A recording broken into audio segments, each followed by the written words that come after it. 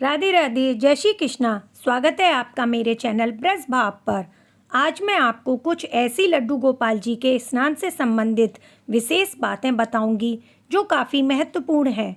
जब हम लड्डू गोपाल जी को स्नान कराते हैं तब हमें उन बातों को ध्यान में रखना है।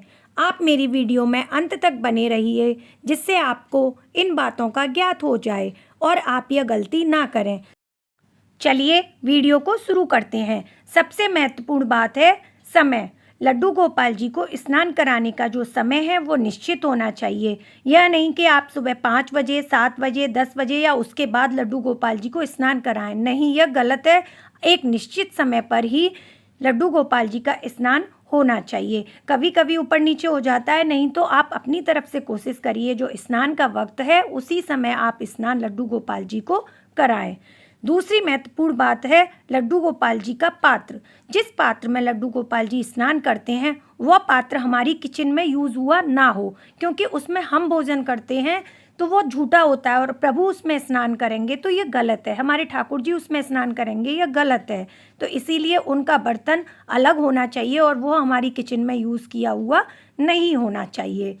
तीसरी महत्वपूर्ण बात यह है कि आप लड्डू गोपाल जी के ऊपर जब जल अर्पित करते हैं तो वो सीधे ना करके सबसे पहले उनके सीधे चरण पर अर्पित कीजिए, फिर उल्टी तरफ, फिर हाथों पर, और इसके बाद ही प्रभु के ऊपर जल अर्पित करें। सीधे जल अर्पित ना करें, सबसे पहले उनके चरणों पर ही जल अर्पित करें। इसके बाद है जो जल हमने लिया है वो जल हमारा मौसम के अकॉर्डिंग होना चाहिए।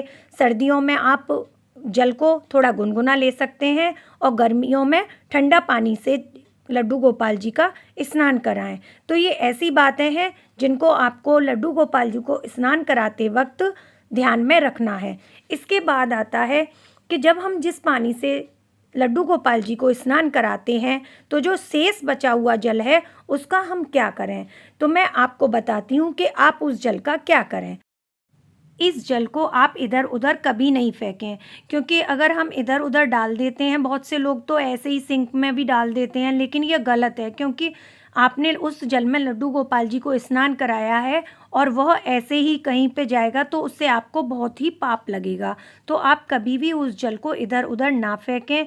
जिस पात्र में लड्डू गोपाल जी ने स्नान किया है उसमें से जो पुष्प अर्पित किए थे उनको आप वापस एक पात्र में कर लें और जो जल है उसको भी वापस एक पात्र में भर लें, जिससे कि वह किसी के चरणों पर ना पड़े। अगर यह किसी के चरणों पर पड़ता है तो हमें पाप लगेगा, क्योंकि हमारे ठाकुर जी ने इस जल में स्नान किया है, यह बहुत ही पवित्र जल हो गया है। आप इसे वापस किसी पात्र में भर लें और भरने के बाद में आप इसे अपने घर में लगे हुए पेड़ पौधों में डाल दें। तो बचे हुए जल को आपको पेड़ पौधों के अंदर डाल देना है, जिससे आपको यह पाप नहीं लगेगा। मैं हमेशा उस जल को पेड़ पौधों में ही डाल देती हूँ।